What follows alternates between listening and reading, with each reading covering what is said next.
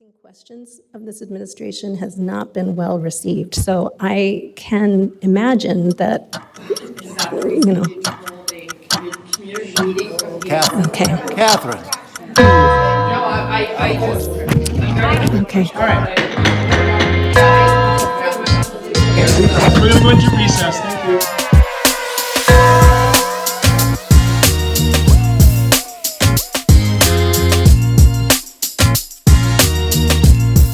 Welcome to City Minutes. I'm Kevin. And I'm Joe. Joe, how are you doing? You enjoying this heat wave? Oh my good. Yeah, I am actually, because all I have to do is think about shoveling snow, and I suddenly no longer care that it's hot out. So I'll take this every time. I do care that it's hot out. I actually don't mind shoveling snow. I don't like the bitter cold, but I am a gardener, so it definitely puts some stress on the plants that I just put in. So Oh yeah. that's my concern. But we're here to talk about city council business, of course. And June 22nd was the last council meeting. It was a special meeting with an oversight meeting, a rules meeting, and then just a general meeting to pass these things, right? If you go online, I've made this mistake myself, and look for an agenda, you'll come up short if you don't know that you have to go into the subcommittees to see those agendas. So like it's kind of like a puzzle to figure out what's happening at city council from the city's website at any given time. That's true, because I've looked for meetings and it's hard to find sometimes. All right, so June 22nd, like I said, was the last meeting, I think. Yep. A lot of the counselors and probably the administration thought, this would just be a fairly routine meeting, maybe. This council doesn't believe in routine. I'm not sure it's the council's fault for this meeting. Oh, I don't think it's their fault, but Yeah. chaos finds them. Yes. So during an oversight hearing on the 22nd, following the sentence of COA Director Thomas Clasby Jr., Quincy's former Director of Elder Services, who pled guilty to embezzling from the city, several city councilors questioned whether he should have been caught sooner and if city employees feel they can speak out against fraud. So like I said, this is from the Sun. Clasby, age 62 of Fitchburg, was sentenced June 17th by the U.S. Senior District Court Judge Patty B. Saris to 6 months in prison, to be followed by 6 months of home confinement and 1 year of supervised release. Clasby was also ordered to pay $136,061.71 in restitution. In March 2026, Clasby pled guilty to embezzlement, mail and wire fraud, and interstate transportation of stolen property. So the Oversight Committee met for 2 hours. It was brought forward primarily by Deb Riley earlier in the calendar year, but they wanted to address it, get it over with, and I guess waiting for sentencing was the appropriate time. So the administration did have an opening statement. Ultimately, at its core, this is a case of an individual perpetrating fraud on the city and its people. It was about this individual manipulating the system and manipulating people to achieve that fraud, and not a systematic breakdown in the system itself, Chris Walker said. What I want to get to is Councilor McKee's question on purchase orders. And this is where it all kind of hell broke loose, I guess you'd say. Yeah, it went off the rails here. Let me just start by saying that I respect Mr. Walker, but I don't agree with him. And saying that I have any experience working for the city, I don't. But I have worked for a very long time for a large organization that does a lot of purchasing. Every purchase, from single digits to 10 digits, I have always had to justify and show the order, the requisition, the purchase order, the packing slip from when it arrived, or the contract, or the statement of work. If you have good internal controls, you could tell the story from the paperwork. You could see where the emails where they were discussing what equipment they needed to buy. And then you could see the negotiation with the vendor to see how they got the price to where it was. And you could see which other vendors you were considering. And then you'll see emails saying, this is why we went with this vendor. Like I said, it tells a story.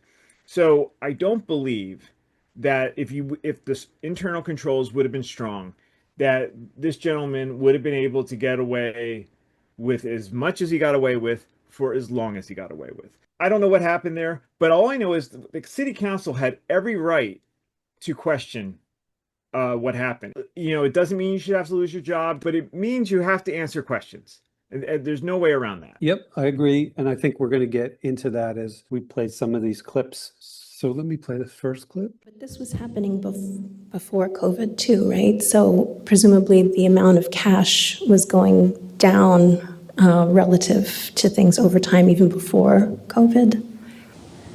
To the layperson is if you got laid off, Bank of America would not call you and say, is everything okay? I noticed you're not getting direct deposit anymore. So it's the same thing here. So Treasury would not necessarily call and say, oh, I've noticed that you've had a decrease in revenue. What's going on? I think through COVID, through changes in programming, revenue can change a lot.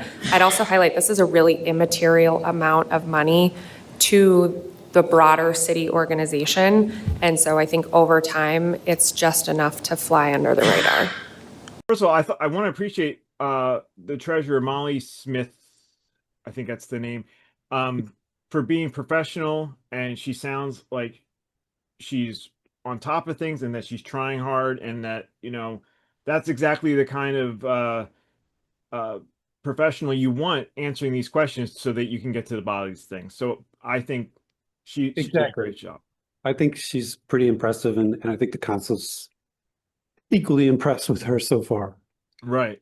So then when her colleague, Miss Logan, shows up and steps in. And The other question that I have is about purchase orders. So I guess there's no one who's like kind of overseeing whether purchase order is needed or used.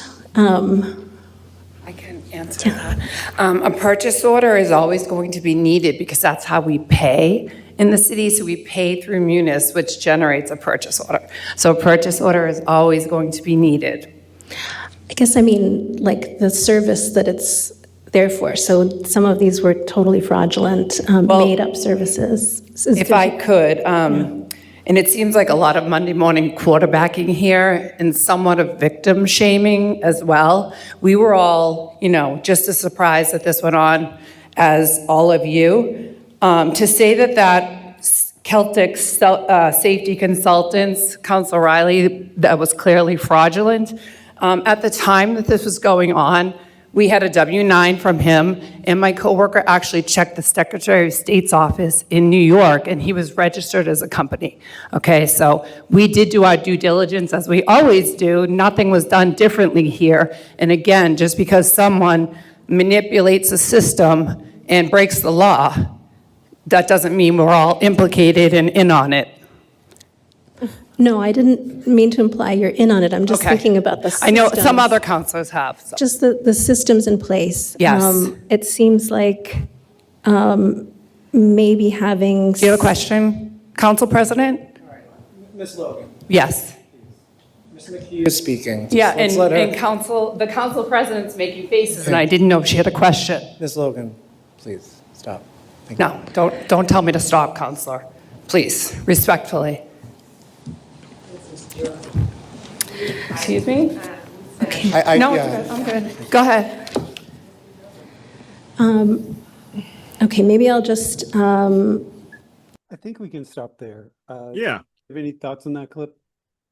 Okay, up to this point, Councilor McKee had been questioning Treasurer Smith about purchase orders and internal controls. Although the questions weren't directed to her, Purchasing Director Catherine Logan entered the discussion to respond.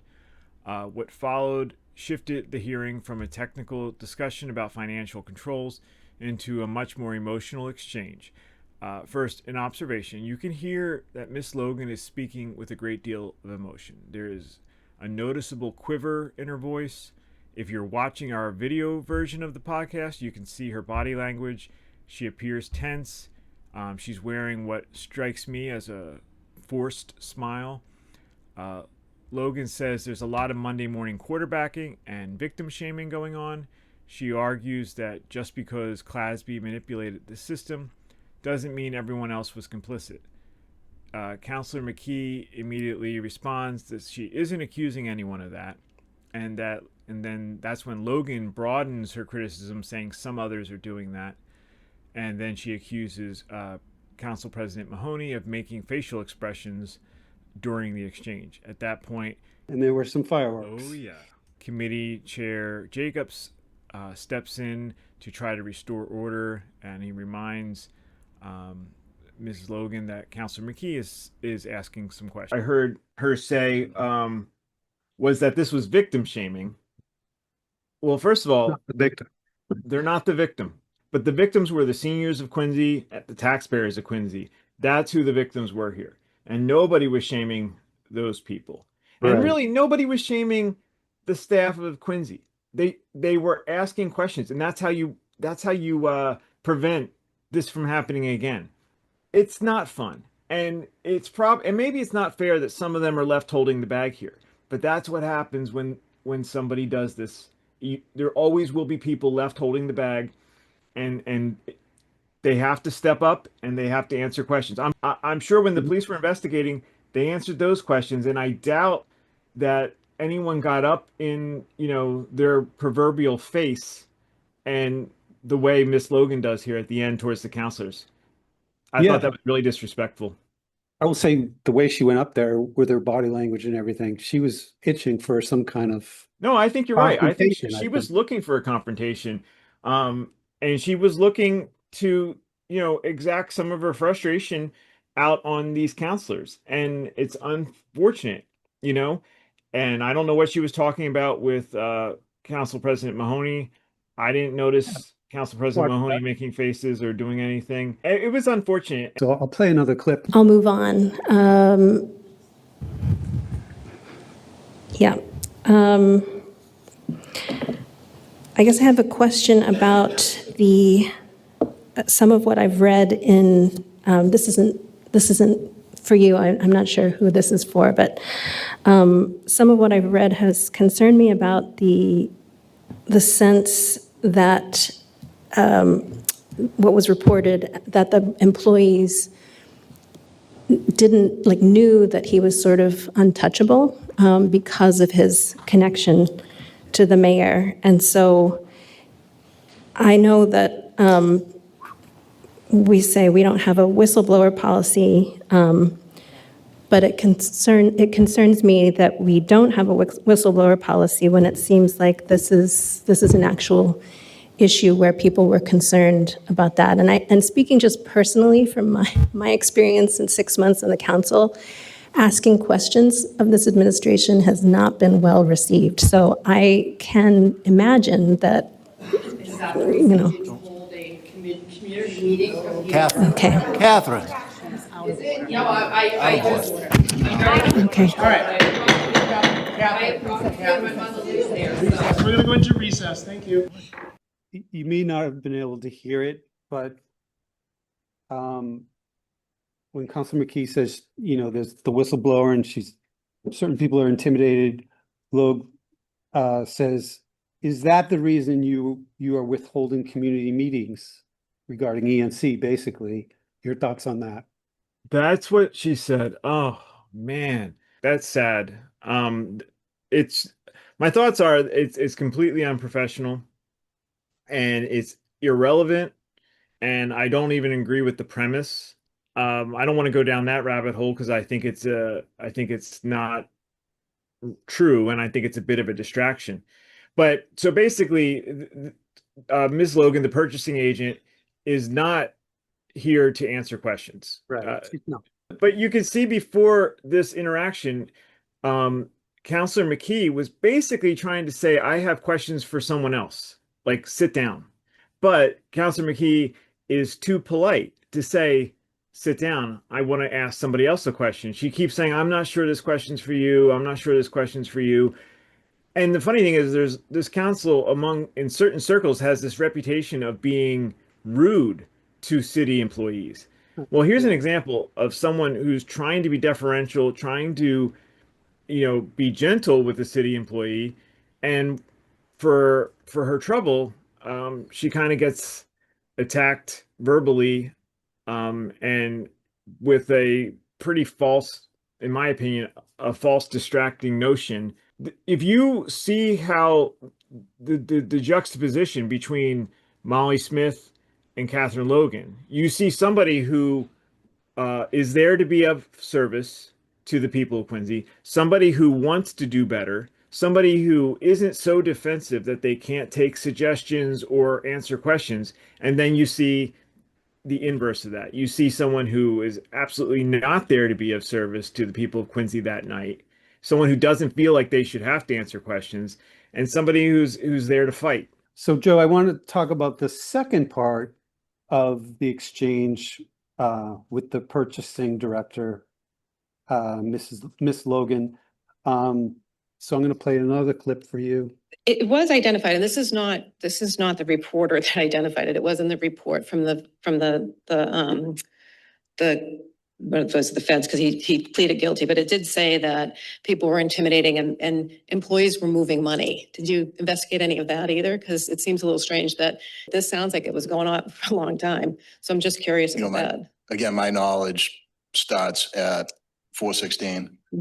And moves on to 418. From there, the investigation that took place and, what was said within the federal filings certainly wasn't anything that was ever raised to our office. Okay. Well, it's in the federal filing that the employees were hiding cash from Mr. Clasby. And then the other question that I had was, so I understood, we have a PO and you have the PO guy. I understood. Thank you very much, Ms. Hoban. I understood how a PO works. And I didn't have a question for you. I was just kind of embarrassed for you. That's truly what I was feeling. Yeah. Yeah. No, I was embarrassed for you. Hoban. Yeah, I wish. And excuse me, I wasn't answering your question. I was answering Ms. McKee's. You said my name. Yes. Everybody. All right, Joe. So that's the second part of the exchange between, right. I think everybody was aghast at it. Even Mr. Walker tried to stop her and pointed to the back of the room, meet me in the back of the room. And there were some words back there with her, I guess. And she was asked to leave. Supposedly she left voluntarily, but there was another member of the audience got up and started yelling at Councilor Mahoney, I guess, and then started shouting expletives and left with a double bird and so it got really ugly. It did. And I thought the counselors looked a little bit like beside themselves after all that happened. Like when the meeting resumed, I think they all kind of had like this feeling like, what the heck just happened? And I don't blame them. That was not something you'd expect to see. We've had some cringy moments the last 6 months. We've had moments where people were not getting along, where there were some feisty exchanges. This was on a different level by far. This was, I don't remember if anyone's actually had to be removed before. It just goes to show once again how unaccustomed the city is to any sort of oversight. Logan is acting like these questions are intrusive and that they're personal and that they don't have the right to do so. And they do. They have every right. When you work for a city or any governmental agency, there are perks and there are drawbacks. And one of the drawbacks is you are accountable to the taxpayers. And what the city council is doing is they're holding you accountable. And if you answer the questions professionally and completely and to the best of your knowledge, it doesn't have to be painful. But this person just isn't going to stand for it. She's not going to stand for these people asking her or questioning how she does her job. And it turned into, an S show, as my kids would say. the fact that you don't think you have a culture where coming forward and questioning the administration is going to have an effect on your job, and then you see this kind of like display, it's like, well, no wonder people are nervous about it.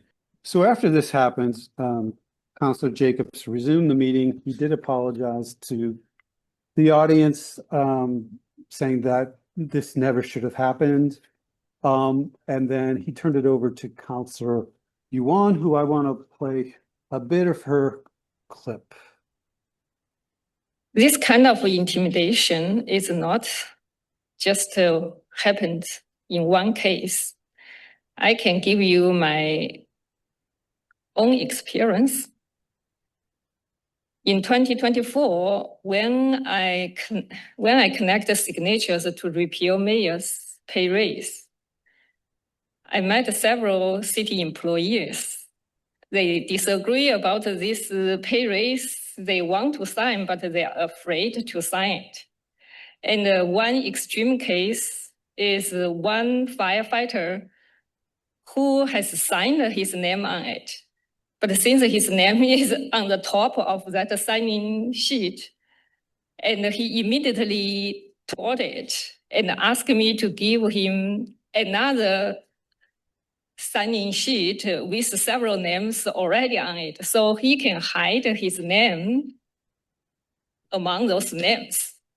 So what is he afraid of? I thought in America, signing petition is every citizen's constitution right, should be protected. And if this happen in this city, and not just only one case, several employees also, including teachers, they want to sign, but they are not to sign. That's why I thought that this is not just one case, staff being manipulated to be intimidated to report some very questionable behavior. Also, residents have reported for years that nepotism is rampant in this city. This city has entrenched power and entrenched interests that make change very difficult, because no one wants their vested interests challenged or affected. They will push back against reform-minded new councillors, sometimes even to the extent of personal attacks. My home address and the Councillor McKee's home address were posted on that Facebook page with the words, "Let her know how we feel," followed to our addresses. This is openly inviting harassment. Yet, many employees and officials who are active on that Facebook page said nothing about this beyond an acceptable post. Silence is violence. Residents are taking note. Making change is never easy. Electing reform-minded councillors is only the first step. Real meaningful change can only be achieved through constant public engagement and oversight. Thank you to the residents who continue to stay involved and pay attention, just like that employee is brave enough to report this criminal behavior. But what Councilor Yuan is addressing is the atmosphere of intimidation that you discussed earlier, right? And that we all know about.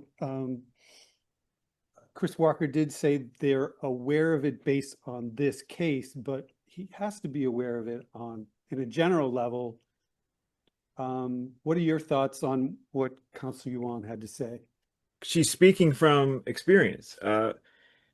In 2024, when we were collecting petition signatures for the referendum attempt to overturn the raise, we heard this a lot.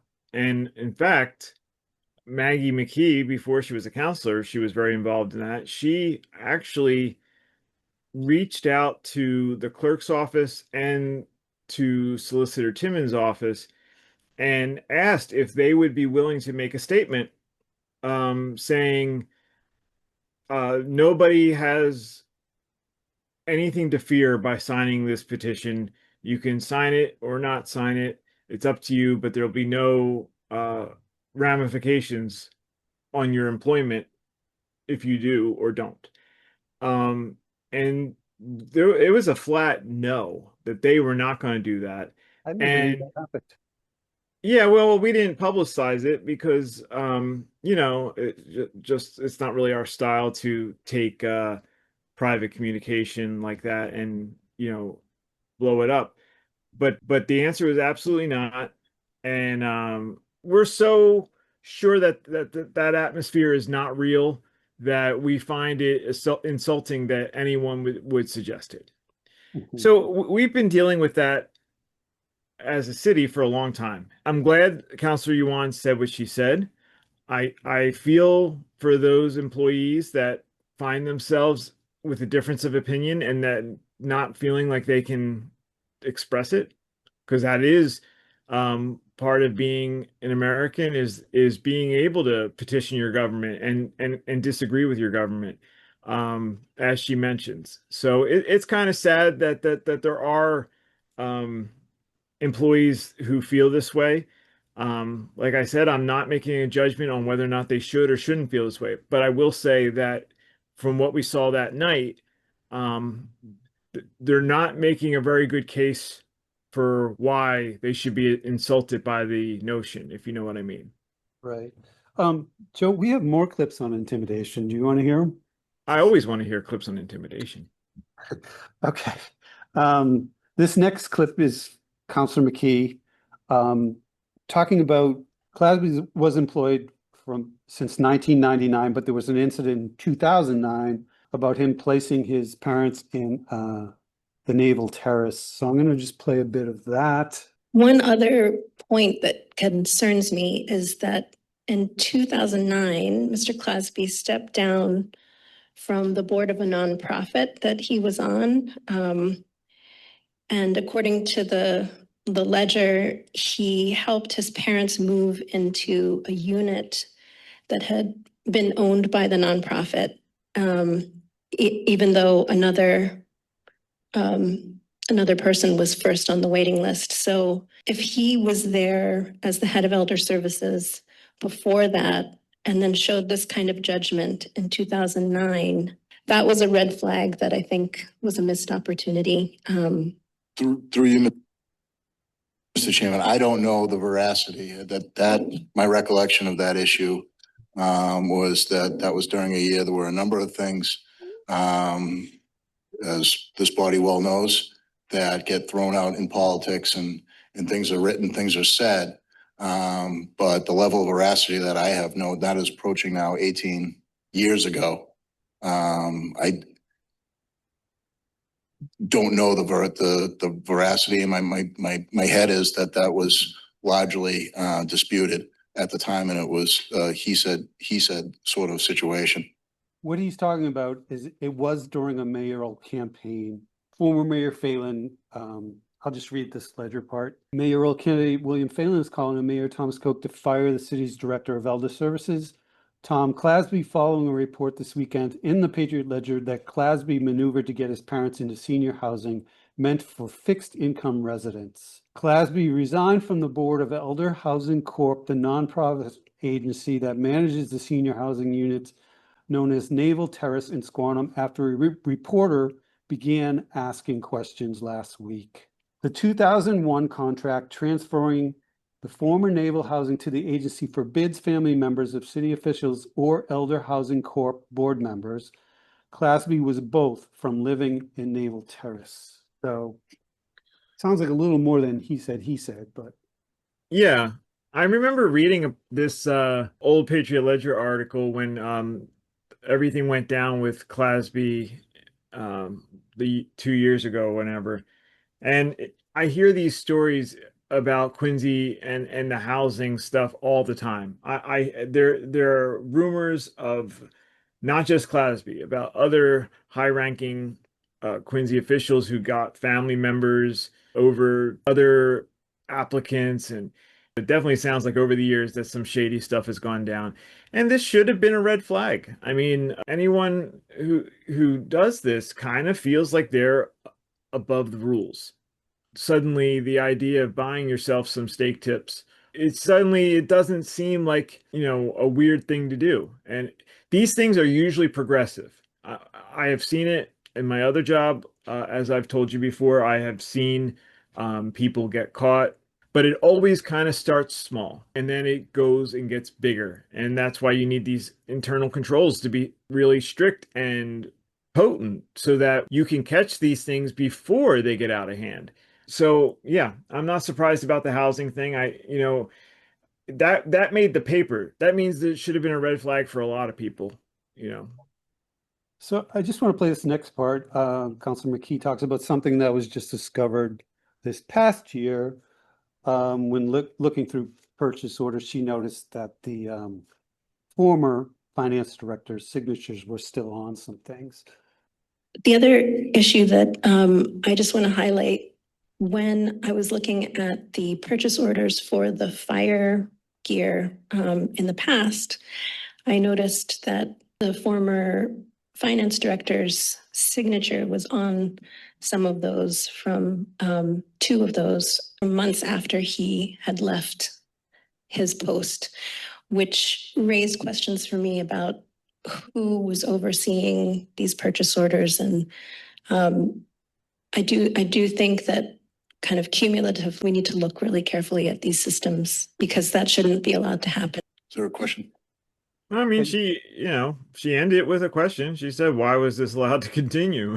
I mean, if I would have welcomed this and I would have said, thank you for bringing that up, Councilor McKee.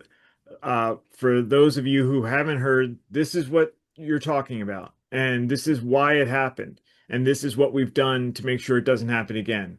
You do that, and you ensure us that it is a nothing burger.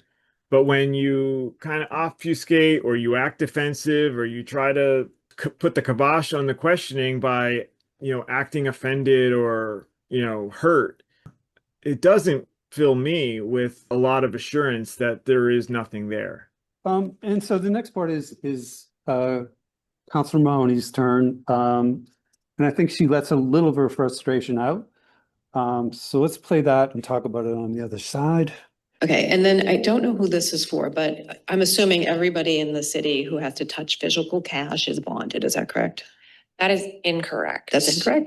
So And why is that? Because if they're transferring money, they're supposed to be, I thought. So I don't know the specifics on that. So I'm bonded, right? So my staff, people on my staff are bonded. I'm bonded.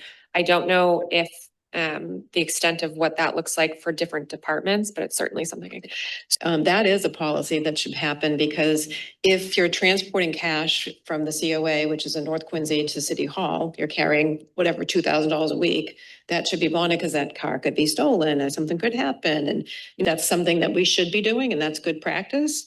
And I'm surprised we're not. Councilor Mahoney brought up bonding because currently Director Molly Smith is the only one that's bonded. And they're transporting cash from across town, from schools, everything. Just a mild clarification. I actually think Molly Smith said that her entire staff was bonded, but your larger point is understood because what came out during the hearing was that not every city employee who handles cash is bonded. And I have to admit that surprised me. For anyone who doesn't know, a bond is a type of like an insurance policy that you can pay for that, so that you'll be somewhat made whole if money is stolen from or by an employee. Now, that doesn't automatically mean there's a problem. Bonding is, a risk management decision, and there are costs associated with it. After an embezzlement case like Clasby's, though, it's perfectly reasonable oversight to ask, how does Quincy decide which positions require bonding? Is it based on the amount of money someone handles, their authority, or something else?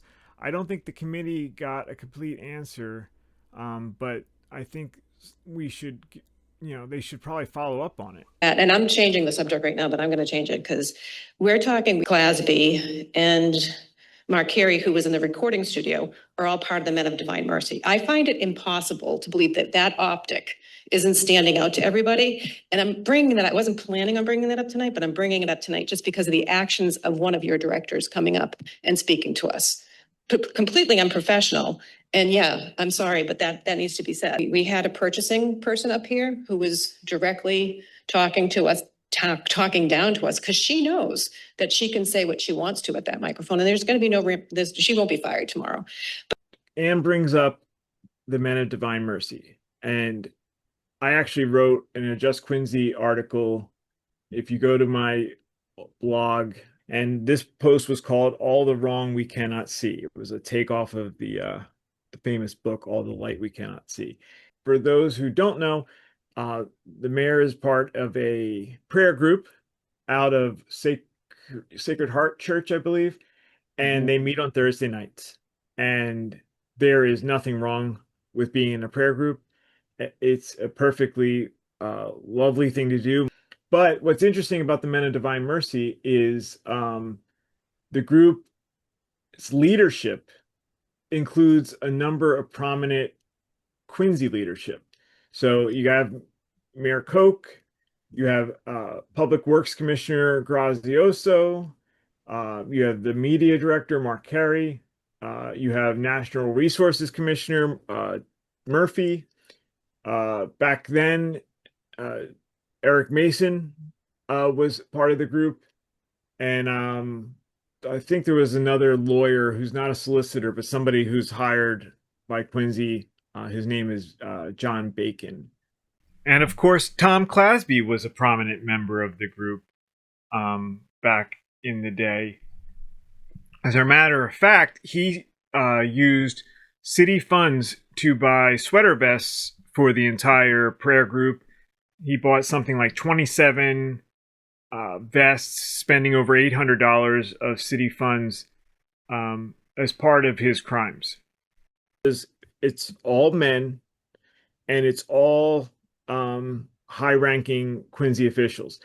If I'm, as a member of the public, I look at this and I go, wow, this prayer group is incredibly powerful. If I'm another employee at Quincy, I might be saying, I don't know if I can tell people that I'm nervous that Director Clasby might be up to some mischief because he's the mayor's friend. They're both leaders of this prayer group. I should probably just keep my mouth shut.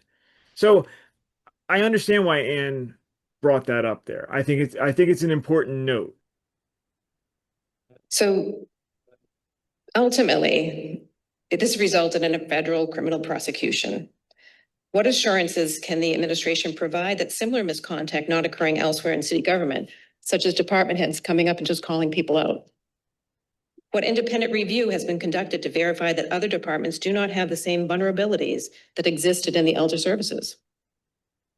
What safeguards now exist that would have detected this scheme much earlier, because it's been going on from what it sounds like since 2014. And there were people there with, let me tell you, I don't think those people were afraid to go and tell the mayor what was going on. They might have even been helping and abetting. How quickly would similar misconduct be detected today? These are real questions. I mean, you can tell me you have the safeguards in place, but how quickly would these things happen? Some of the things that you were saying that Mr. Walker took, umbrage to, again, that's part of this process. It's not, we got to get past this. The government had to be silent about this while the legal process worked out. Chief of Staff Walker is tired of hearing some of these things, but no one was allowed to address it till now. Some of us have questions, some of us have concerns, and it's only right that they're asked to speak to them. Yeah. All right. So I'll play, I think, what is a good summation of some remedies. And this is Deb Riley's closing remarks. I do think that there are some areas that could be improved. I think comprehensive fraud training, comprehensive fraud policy, not just a cash management policy, would be beneficial, encompassing cash and procurement and municipal finance. I think that the fraud training that myself and certainly Councilor McKee have been through should be available and required of all department heads and employees. I think a third-party whistleblower reporting mechanism should be implemented separate from the city. And I think a review of procurement and purchasing policies and procedures should definitely be revisited. Some of the questions that I asked here tonight, while I can appreciate why Ms. Smith was the one fielding those, many of them really should have been gone to the purchasing. And what I witnessed here tonight did not give me confidence that there have been lessons learned in that area. Your thoughts on those remedies? Yeah, I mean, the remedies she mentions are just, they're you know, and I don't want to take anything away from Councilor Riley. They're great ideas, but they're almost common sense. There's nothing outrageous about what she's suggesting. Listen, whether or not it was anyone's fault, we were the victim of fraud. Okay? We can't afford to let this happen again. And so it's not the biggest deal in the world to, you know, sit through some fraud training. You know, it doesn't have to come off as insulting. You know, I work for a place that I am constantly being told to take trainings on stuff that I feel like I already have a handle on. Yeah, You sometimes do it. sometimes it's the same training, it feels like. Sometimes Year it's the after same year after training. year. Yeah. It's they call them refreshers. That's what I'm paid to do. I think the employees of Quincy, who at least the ones that have anything to do with procurement or money handling, should have to go through it. Personally, I think the whole, you know, they should all go through it because you never know who's going to notice something. A custodian emptying trash cans could theoretically see something that looks off. So I think it's a good use of their time and our money to instill these kinds of trainings because it could actually end up saving us a lot. I think she mentioned protecting whistleblowers, which is another great idea. The whistleblowers have really come through for the people of Quincy recently. We would not have known about the statues were it not for the whistleblower who sent the details to the Patriot Ledger. Clasby was caught due to a whistleblower, and it should be made as easy as possible for someone to come forward with information. What if they're wrong? You want people to come forward knowing that it's okay if they're wrong. If you're wrong, great. You want to be wrong on this kind of stuff, but you don't want to hurt anyone's reputation or have any ramifications. That's why you need a good whistleblower policy so that those persons could come forward and not be afraid that they're wrong, not to hurt anyone if they're wrong. They don't want their job to be at risk if they're right. Regarding the whistleblower policy, according to this article by Peter Blandino, in February 2025, then Municipal Finance Director Eric Mason told the Patriot Ledger the city was developing a speak up policy involving an anonymous hotline for employees to report financial concerns confidentially. It's still not implemented. There needs to be follow through on all this. Unfortunately, the city seems to be taking this exercise that council's doing personally rather than in the spirit it's intended. I just want to wrap up this segment finally with Councilor Jacobs' view on the role of the Oversight Committee. And I think this gets to what you were talking about earlier also about oversight. I just want to have some closing remarks as well, similar on what President Mahoney just said. This is the Oversight Committee. It's supposed to be somewhat uncomfortable. It's kind of where we go to ask really difficult questions. I know that in the past, there have been other chairs of the Oversight Committee where they didn't meet, no questions were asked. At least for the next 16 months, that's not going to be the case. We are going to have regular Oversight Committee hearings, and hard questions are going to be asked. Hey folks, thanks for watching part 1 of our 2-part season finale.